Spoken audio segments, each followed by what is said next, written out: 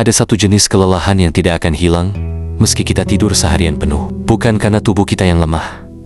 Saudaraku, dengar, kita hidup di zaman yang gila ini, di mana semua orang berusaha tampil bahagia, seolah kebahagiaan itu bisa diposting di media sosial. Semua orang berusaha terlihat kuat, semua orang ingin dianggap sukses. Tapi di balik senyum manis itu, banyak hati yang sebenarnya tersesat, bro. Ada yang tersenyum setiap hari, tapi di dalam hatinya kosong. Ada yang tampak tenang di depan orang banyak, tapi setiap malam, mereka berperang dengan pikirannya sendiri. Seolah hidup ini adalah medan perang tanpa kita sadari.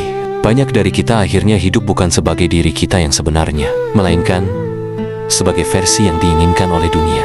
Kita terlalu sering memakai topeng. Ya, topeng yang membuat kita diterima, topeng yang membuat kita dipuji, dan topeng yang membuat kita dianggap baik-baik saja. Sampai kita lupa bagaimana rasanya hidup dengan jujur. Dalam kehidupan yang holistik ini, manusia bukan hanya sekadar tubuh, kawan. Kita adalah pikiran, emosi, jiwa, dan kesadaran yang saling terhubung. Seperti jaringan yang rumit. Ketika hati terluka, tubuh pun ikut lelah. Ketika pikiran dipenuhi tekanan, hidup terasa seperti beban yang tak tertahankan. Dan ketika seseorang terlalu lama memendam dirinya sendiri, jiwanya perlahan-lahan kehilangan cahaya.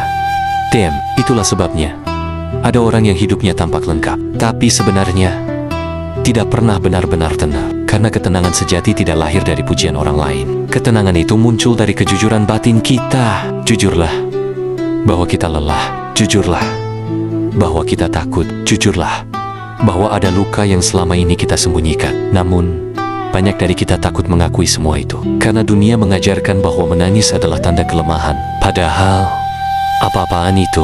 Menangis bukanlah tanda lemah, kawan. Merasa lelah bukan berarti kita gagal.